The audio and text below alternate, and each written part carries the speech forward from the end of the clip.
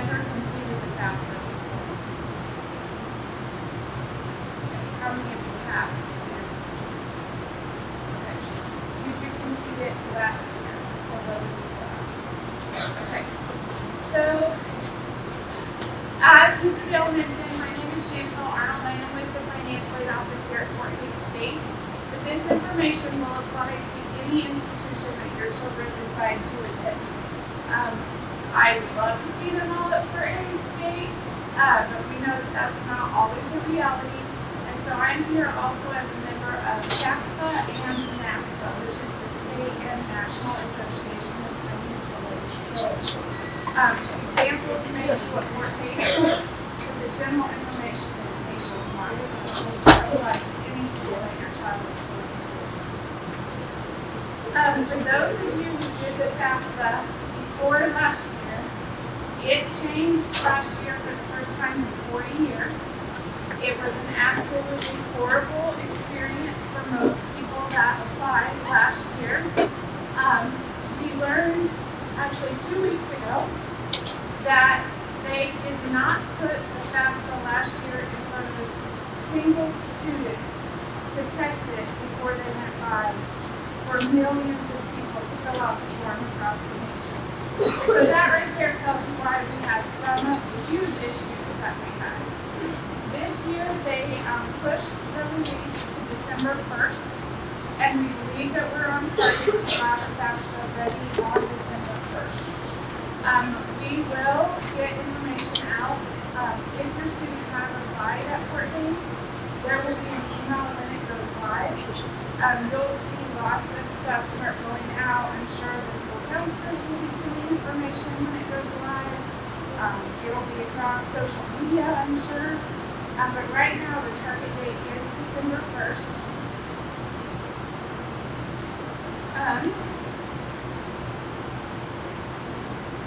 With that delayed launch for 25-26, they have been testing now for 2.5 months, a month and a half, and we're getting way better results. So I'm praying that you guys dodged the bullet last year by not piloting it, that this year is going to be a much better scenario.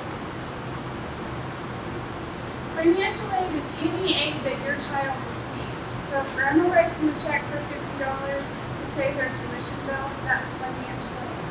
They get a grant, they get a scholarship, they take out a loan, you take out a loan. Any dollar used to help pay for their post-secondary education is considered financial aid. Why is this important? We have a lot of students say, I'm not going to complete the FAFSA because I need financial aid, not loans. Loans are part of financial aid. Financial aid is not just grants and scholarships. So just so everyone is clear on the definition. Something that you will see that varies from college to college and as you're doing visits that you need to be paying attention to is the cost of attendance. I will tell you that our admissions team has a different number than what our financial aid team has. And the reason for that is we are required to add all of these components, both direct and indirect costs, when we figure your financial aid cost of attendance. Most of your admissions teams are talking only about your direct costs, the tuition and fees, the housing, and the meal plan, and sometimes they put books in. So if you get different numbers, your schools are not being unethical, they're not trying to fix the sticker price. We are required to include all of these components, and your admissions teams are going to tell you what it's going to cost for them to pay the university. The additional costs that we include are a transportation component. We're going to figure that they go home 2 or 3 times a semester. They may go home more than that, they may go home less than that, but that's what we figure in is about 2 or 3 times per semester for them to travel home. They may not need to borrow money for them. Maybe you guys are going to give them the gas money to come to and from. So that's something to look at when you're looking at their borrowing and how much they actually need. But it is something we're required to figure in. We're also required to figure in the personal expenses. which is like shampoo and laundry soap, and they're going to eat out, and you might go bowling or to a movie. So we have to include some of those incidental expenses that they may incur in their 9 months or whatever period the cost of attendance is based on. That's also something the admissions team that's not calculating, does not put out there, and most admissions teams are not going to include that. So just be aware that if they say it's going to cost you $5,000 and your financial aid office says it's going to be $10,000, there are some varying costs there based on the requirements we're required to do.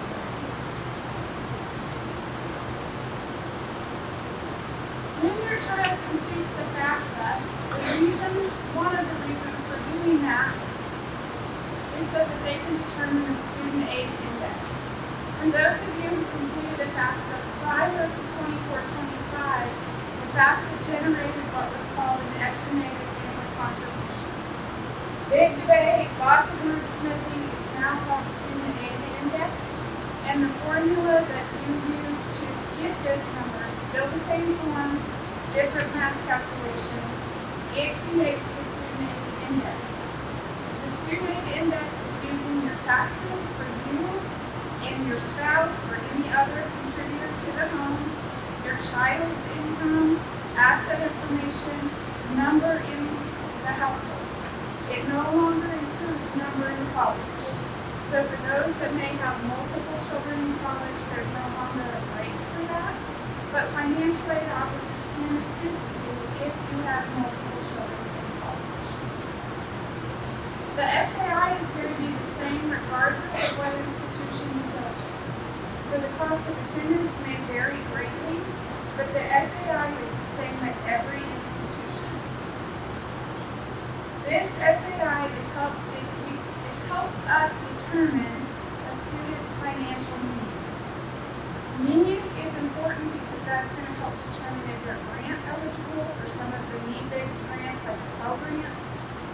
Not all grants look at need, but a lot of them do. Some of the scholarships are based on need. Your donors are giving it to students that have a need for it, not one that's got $50,000 saving in the bank.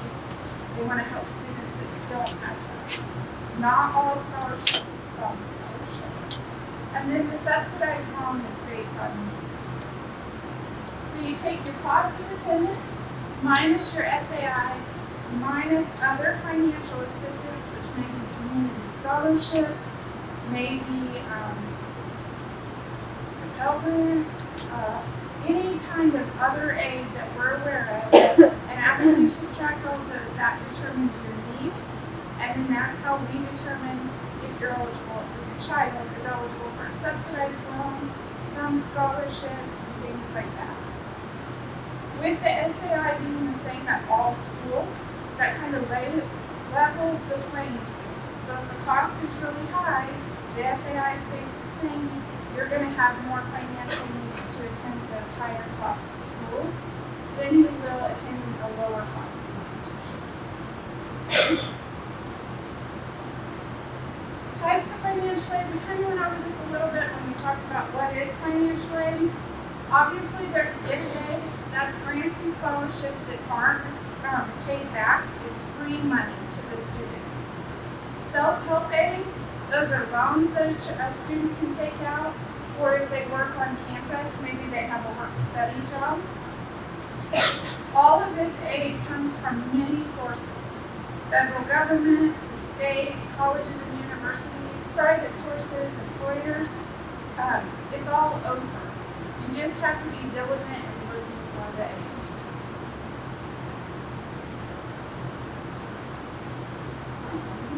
This slide indicates some of the aid that you're going to get by completing the FAFSA and being a resident of Kansas who attends a four-year institution.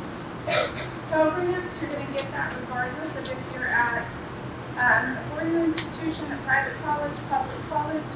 If they apply the FAFSA and the school participates in the Pell Grant program, students are eligible for that. For 24-25, the maximum award was $7,395. That is for a student who attends full-time fall and spring. If they are less than full-time, they're still eligible for a Pell Grant. The rate just goes down what they get. And there are Pell Grants awarded at less than $73.95. That's where that need component comes in, and the SAI coverage. The Federal Supplemental Educational Opportunity Grant is another federal grant. It's very limited funded at most institutions, and it goes to the neediest students on those campuses. It's also limited, and so not as many students get that. The Teach Grant is available for students who plan to teach in education in certain high need fields. So our math, our elementary ed, our special education, every area in education right now is a high need field. We all know that. But there are areas that are higher need, and if they're teaching in one of those fields, then they may qualify for a Teach Grant. The Teach Grant is a little unique. They do have to sign an agreement to serve, and they do have to teach in a low-income, high-need field for 4 years, and then they keep the grant. If they don't meet that teaching obligation, it changes to a loan. And then the Kansas Comprehensive Grant is funded by the state of Kansas. It's available to students attending 4-year colleges in Kansas. It is also limited funded. They do have to be full-time, and they have to be a Kansas resident to receive that grant. Work study I mentioned, that is an award that is also need-based. It is limited funded at most institutions. Work study is simply the way that institutions pay a student. I had a student today say, oh, well, that means I make more money if I have a work study position. That's not the case. We don't pay our work study students more than we pay our departmental students. It's just how we fund our students. The reason a student would want work study, if they have work study when they do their FAFSA the next year, that income is counted differently than if they just have a student employment job or they work in the community somewhere. It doesn't count against that SAI as income, which then lowers their SAI and gives them more need to get the need-based aid. So if your child is looking for a job on campus and they have an option to get work study, we highly encourage that they do that. It's not available for all positions, but it is something that if they're offered, they want to consider that. We have a lot of students that say, I don't want that, and they decline it, and then they get the job anyway, or they just increased their income for their next year. So it really is to the benefit of students if they're wanting to work on campus and eligible for that to take that position. And then there's federal direct loans. We don't want students to have to take out loans. When we award students, we're going to award grants and scholarships first. We're going to award the work study first, and then we're going to award them the loans up to their cost of attendance or their annual eligibility. Most incoming freshmen, unless they have a lot of scholarships or aid from parents, will be awarded $5,500. That's the most that they can get as an incoming freshman. Sophomores get $6,500. And that's based on completed hours of coursework. So we're seeing more and more students transferring in a lot of concurrent credit. So a lot of them may be a freshman their first semester and a sophomore their second semester. They would have that additional eligibility in that second semester if they wish to take it because they reached that threshold of hours. There are other types of loans available. There is a Parent Plus loan that's available to parents. This is a loan that you take out on behalf of your child. You are responsible for taking care of some of those debt. It's an option for parents. It's not a requirement. There are times when it does help fill that gap and pay off that last little bit of the bill. There are times that parents can get this, and then after the bill is paid, they will get the excess aid, and that can help pay for housing costs off campus. It can help pay for those incidental expenses for travel back and forth. loans are a little different than your student's loans, and that repayment starts as soon as it's fully dispersed. So if it's an annual loan and you get part of it in August and part of it in January, your payments would start after that January disbursement. Private and alternative loans, these are becoming more common. There are a lot of good student loan lenders out there doing private alternative loans. The reason students are going that way is at times with a cosigner, the interest rate is less than what the federal loans are on the Parent Plus loans. And so they need just a little extra. Parents are helping them do this. It's a loan in their name instead of in the parent's name. We do encourage that they take their federal loans first. 2 reasons.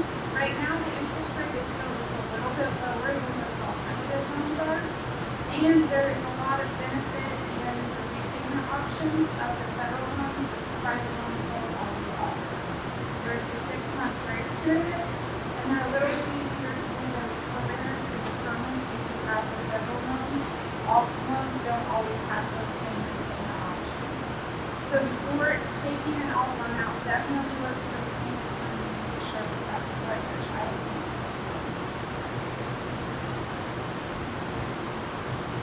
This is the new website where you will apply and where you will create your FSA ID. If you have one from a prior student, or if you have one from when you were a student, you do not have to get a new one.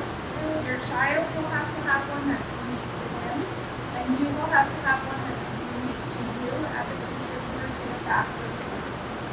This is something that's available today. So you can go out and create your FAFSA ID, or FSA ID, I'm sorry. Create that now so that when that form goes live, it's ready for you. It does require 2-factor authentication, just like everything else right now. We do suggest, if you have mobile numbers, to set up your mobile phone for texting. I'm also going to tell you that you all have to have a unique email address. Mom and Dad can no longer have the same email address and be able to sign the FAFSA. So you want to make sure that you have unique ones. Make sure your child is not using their Kids High email. When they graduate, that goes away. Your FSA ID stays with you all the way through well and late. So definitely make sure you're using the email that you will have access to during graduation and not your high school.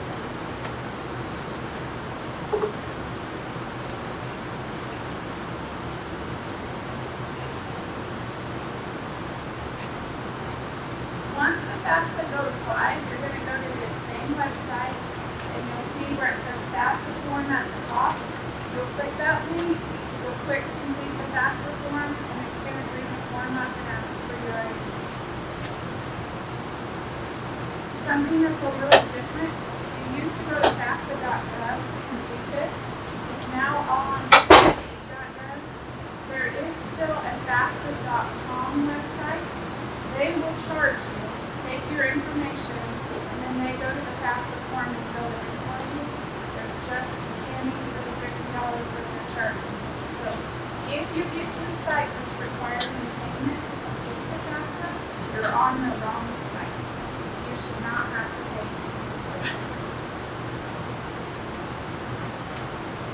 It's just another screenshot of what you might see if you walk into it. As I mentioned, the FAFSA is going to help calculate that SAI. It is supposed to be available December 1st. When you go on to the FAFSA, there's going to be 2 options. Complete the 25-26 FAFSA or complete the 24-25 FAFSA.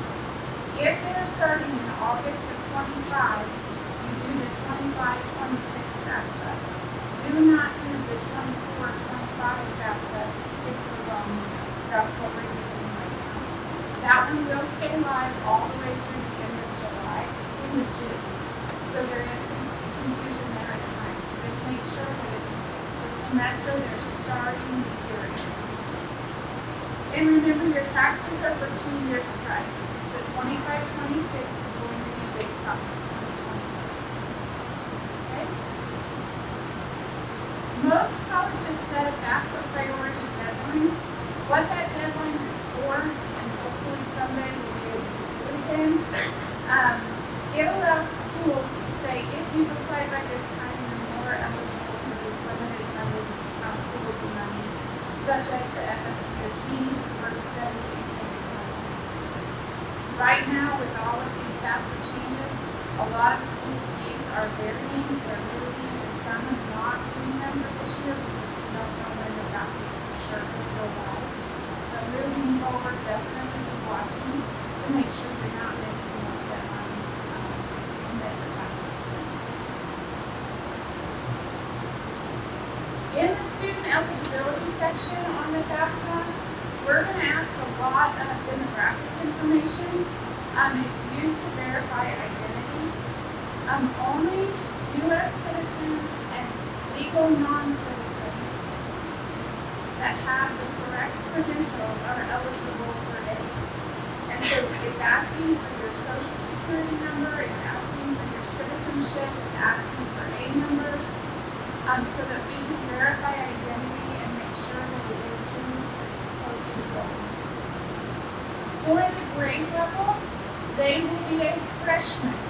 They don't fill it out as a senior because that's what they are today. It's what they are for the year that you're filling it out for. They are also not graduate students. They're seeking a bachelor's degree at the undergraduate level. Graduate students are seeking a master's or a doctorate. But we have a lot of students that fill that out because I'm graduating. I'm a graduate. That's how I should mark this morning. So just be aware that that's an area that's common in the states and candidate process. In order to get federal aid, they must be seeking a degree. The major does not matter. They just have to be a senior. And just for a reminder, students get an associate's degree, then a bachelor's degree, then a master's degree, and then a PhD. So that's how they're going to answer those questions when they're filling that out. If they're going to a four-year institution and they get an associate's and a bachelor's, they would mark bachelor's. They would not mark associates. More of our community college uses that associate, but your four-year institution would use that bachelor's. The question that is on the FAFSA, I'm not sure why it just says foster care just like that. But there are going to be questions such as, were you in foster care? Were you an emancipated minor? Were you a ward of the state? And there's another. Those questions will also help determine dependency status. So if your child was ever in foster care after the age of 13 and you have documentation saying that they were in foster care, they will mark yes. If you do not have the documentation to prove that, then you answer no. If your child was in temporary custody, maybe we had a scuttle one weekend and they were taken and placed somewhere, but it was never formally opened to the state, you would say no. The reason we're bringing this up, this question is broken on the FAFSA right now. We have a lot of students that answered it incorrectly, and it delayed their aid. So if this question applies to your situation, please make sure that they're reading it carefully and marking the correct question. Students can select up to 20 colleges to receive their FAFSA. You don't have to list all of them at one time. You can go in and add them later. Once a college is on the FAFSA, they're going to get every update that you guys do to it until you take them off. You don't have to list 20. You can list 1. You can list 5. Whatever you're interested in. But up to 20 is the most that they can go. Here's those questions, those dependency questions. Legal guardianship is the one that I forgot. In answering these questions, if they answer yes to one of them, that makes them an independent student in the eyes of the FAFSA, and they do not have to provide parent information. So if they answer yes, it will never ask them for parent information. When it gets to the school may require documentation to validate the answers that they put on the form. The homeless or at risk of homeless question is formulated a little differently than it was previously. If they're homeless or at risk of homelessness, it then asks if they've been deemed that by an institution. Most of you probably are homeless in this room, but your students may know of someone who's at risk of being homeless. Make sure and help them help their friends that may need this assistance by answering those questions. In the school office, I'm sure we have a liaison here at Hayes High. I don't know who it is. It's actually down at the board office. Okay. I'm drawing a blank on her name though. Okay. There is resources here at the school, and the school would determine them homeless, and then they would mark that the school determined them homeless on my question. New with the 24-25 FAFSA is the IRS consent. What this means is instead of you entering your tax information or you giving permission for the FAFSA to go to the IRS and get the information, the IRS is going to put the information on the FAFSA directly. While you're sitting there, you're going to see it with the progress bar, and while it's making its little scrolling marks across the screen, that's the IRS putting the information in the FAFSA. You're going to get an alert when it's done, saying that it's been in there, but you cannot see the data. The reason for that is we had a round of hackers not very long ago that were going in and stealing that information. And so they are now masking that information, and you can't even see your own data. You have to validate who you are. You have to be given consent by your student to fill that in, and then it's going to put that information in the form directly from the IRS. Okay? Contributors to the form are a little different than those of you who have done it before. A contributor would be the parent of the child that is providing 50% or more of the support. It is no longer who the child lives with. It is who is providing 50% or more of the support for the child. Okay? So to determine which parents you put on the FAFSA, you determine who pays more, and then you determine if that parent married to the biological parent, are they remarried? If so, if they're remarried, it would be that parent who provides the most support and their new spouse. This is very complicated, so much so they have a Who's My Parent wizard. And if you are in a blended family situation, your child can go there and complete the wizard to see which parent they need to send the invites to. But that is different in that it's not who you live with 50%, it's who provides the most support. Once they list who the contributor is, they will have to list you, your birth date, your email, and your social security number. You're going to get an email telling you that you've been invited to fill out the FAFSA. When you get that email, you'll go in and you'll complete your information, provide consent for the IRS to fill the data in. If you guys do not provide consent for your child, they will not be eligible for federal. You have to provide consent in order for them to get federal.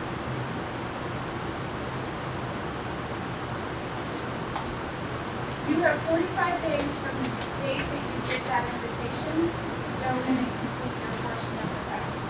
We recommend that you do it as quickly as you get the invitation, just so that it doesn't expire.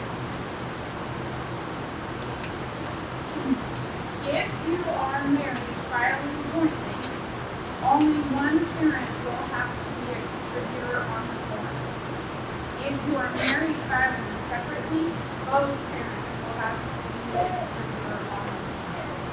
So in most instances, families file married filing jointly, only one parent has to consent to the IRS. You signed your form together, so you get to get permission for the spouse. You don't have to have both of them.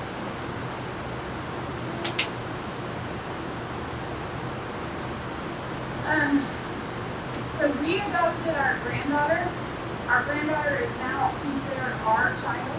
So I would fill out her form. If we had not adopted her, we would not fill out her form. So if your grandchild lives with you, you do not necessarily fill out the form.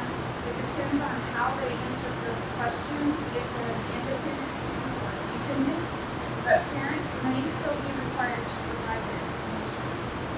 Legal guardians do not fill out the form, and foster parents do not fill out the form for students. Household size is going to come from the dependents on your tax return. That can get a little complicated in some households. So if your dependents on your tax return are different than your numbering household, you have the option to update them. So for instance, he probably wasn't on your tax return in 2023. And so you would want to add him manually into your household to make sure you're receiving credit for that. So newborns, adopted children, unit children, anyone who may not have been on your tax return in 2023, you want to update that information. Assets, it's only going to ask you assets in certain instances. So do not be alarmed if you don't receive an asset question. There are a lot of parents that call in, they're worried, hey, I didn't have to report my income, or I didn't have to report my investment, or I didn't have to. Based on that tax information, it knows what questions we need and what questions we don't. You never report your retirement account. If you have a 401k that is not money to pay for your student's education, you don't report that. You don't report the value of the house that you live in, right? You do report your current cash savings or checking account value. You do report investment funds. You do report income from small businesses that is not included on the tax return. Again, it will tell you when you need to add those questions.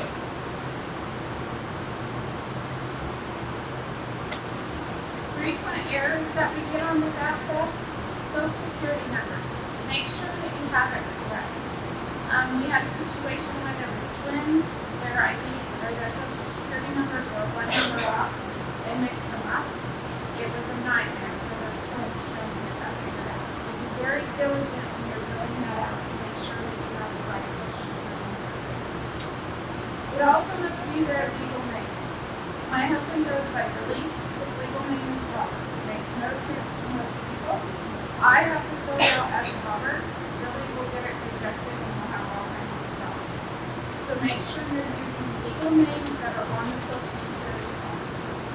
If you do not want to use what is on the Social Security card, go to the Social Security Administration and get it fixed because it has to match what's on Social Security. Divorced and remarried parental information. Again, I know that it's a topic that a lot of people don't want to talk about, but we have it. It's very common in our society. We use the parenting wizard to find out who's the parent and who needs to be contributed. Income earned by parents and step parents. Again, that should be coming over from the IRS, but if it's a question that you fill out manually, make sure you fill it in correctly. And then the assets, which assets do you include? Once the FAFSA is submitted, your child will receive a FAFSA submission summary via email. It'll give them an estimate of what they can expect in aid. We have a lot of students call angry because they said I was getting this. It is an estimate. So please keep in mind that just because it says that does not mean that is the amount that they will get. The ISAR or the document that we receive at the institution takes about a week for us to get it. Some schools, especially private schools, it may take a day. They are smaller schools, they go in quicker to try to get you in the door. So definitely be watching for that. Once we receive it, most schools are going to communicate through the students' school portal. So if they have been admitted to that school, that's where they're going to get their communication, and they're also going to get it at that school's email address. not necessarily being on the FAFSA. So please make sure they're checking their email. Anything that says financial aid, they should read. I don't care whether they read the rest of the stuff. If it says financial aid, they need to read.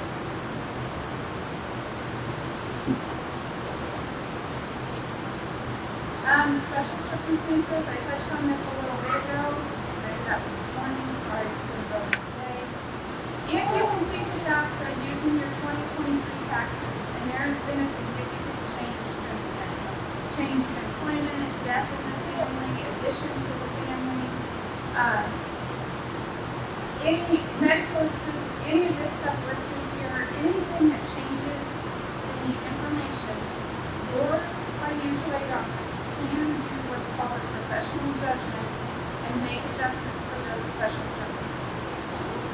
And so, using 2023, rarely does income change a lot from year to year, but it does. And with COVID, we saw a lot of this. Things are stabilizing a little bit more than what they were. But if you have these scenarios, definitely reach out to your institutions so that they can help you see if they can give you a better financial aid package for your child.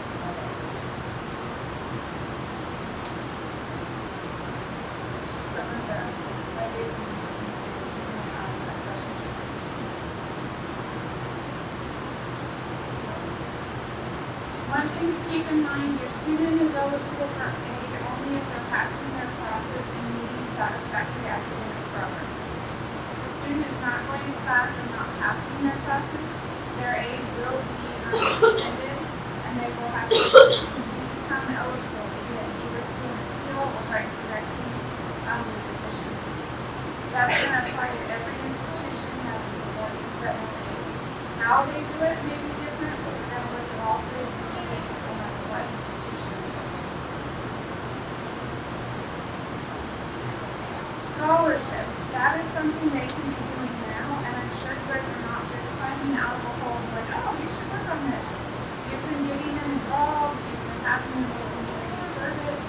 There is all kinds of scholarships everywhere, and those applications are starting to open now for the 25-26 cycle. So definitely have them look for those options. These things will help reduce the amount of loans that they have to have. Some will only go to tuition and fees, but some help cover those incidental expenses that students have. So it's definitely worth their time to fill out those applications.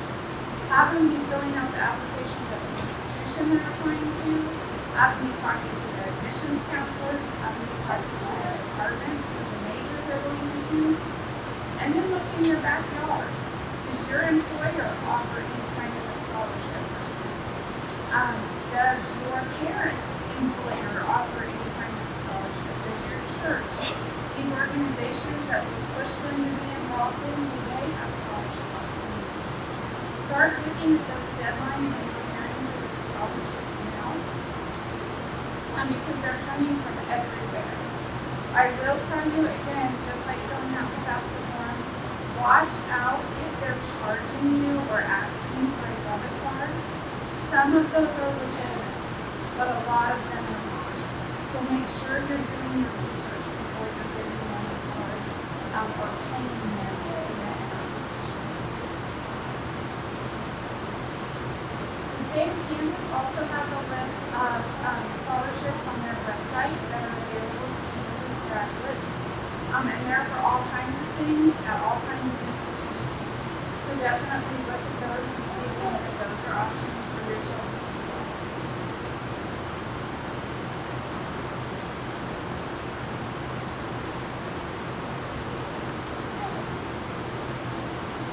So what do you do now? Obviously, you're thinking about which colleges, you're setting up some college visits. Definitely be applying to those institutions. Get that FAFSA taken care of, look for those deadlines, and then ask how they're going to communicate with you so you know how to watch for that. A lot of them are using social media.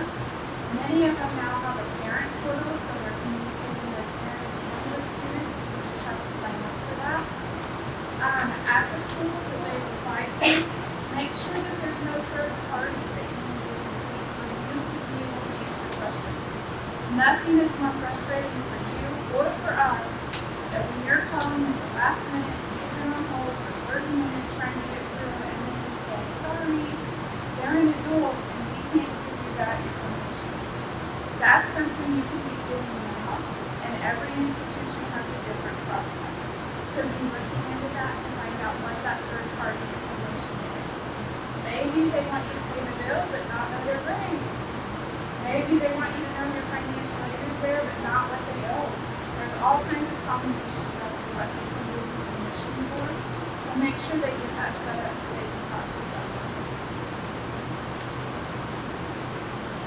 Any questions?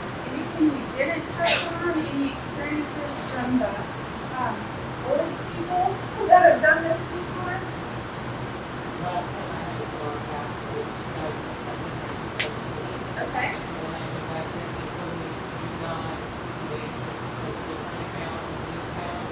Does that still apply? Because they said there is absolutely no way I remember that login. Sure. I still have that email active, but how do I go about finding what my old account is? So go on to the FAFSA site and do create account. I'm sorry. And there's a forgot password option. Forgot username, forgot password. Put in that email address and see if it sends something to you. If it does, use it. If it doesn't, then erase it out and you can start yourself. StudentAid.gov is where you go over everything. Yes. Go to StudentAid.gov and then it'll ask you for your login information. And if it's recognizing those old ones, when you put that email address in, it will send it to you. Good question. Other questions? Okay. Well, I thank you all for being here. Again, we are open all summer long, unfortunately. We're closed for a little bit around Christmas. But otherwise, we're there. And where's your house? I'm sorry, we're at Fort Hays. And we're in Tiffin Hall 202.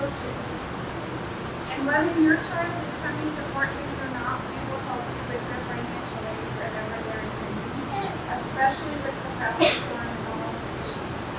So if you run into issues, definitely call us and we'll see. We may not be able to